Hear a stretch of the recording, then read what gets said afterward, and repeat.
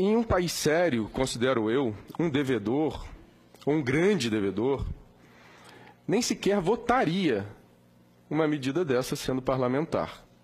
No Brasil, nós acabamos de ver, e recém foi aprovado, um parlamentar que é grande devedor, deve 67 milhões de reais, ter sido designado, é da base do governo, do partido do governo, ter sido designado para ser o relator da MP 766.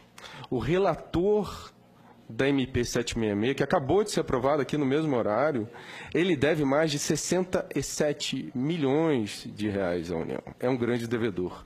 E ele não só votou, como ele foi o relator. Só lembrado para... Quem é o relator mesmo? É o Newton Cardoso, de Minas Gerais. Newton Cardoso, de Minas Gerais. Deve 67 milhões e foi o relator da medida que deu anistia, é isso? Exatamente, presidente Paim.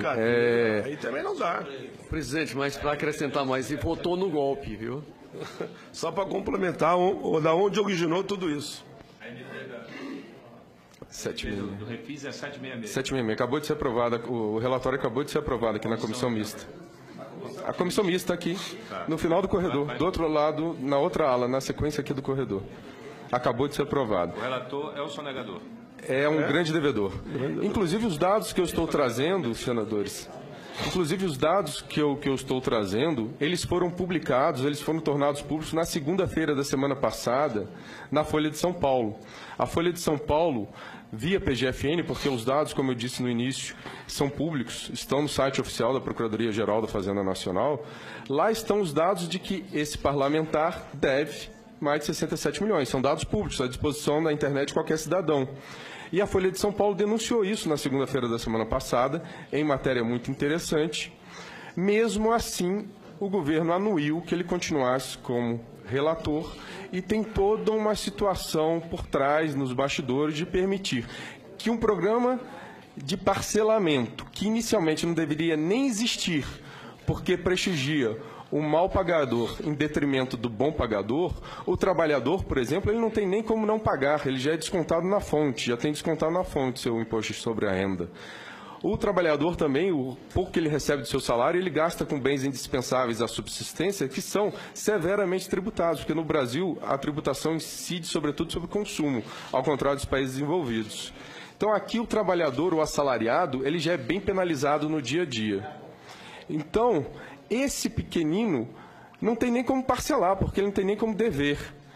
O grande, ele deve, ele se vale do parcelamento, e o governo enviou a SMP 766 com esses parcelamentos já com vantagens. Não fossem essas vantagens suficientes, é designado o relator um grande devedor, e esse grande devedor, o que acaba de apresentar no seu relatório que foi aprovado por unanimidade? Descontos de 99% dos juros, multas, encargos, etc.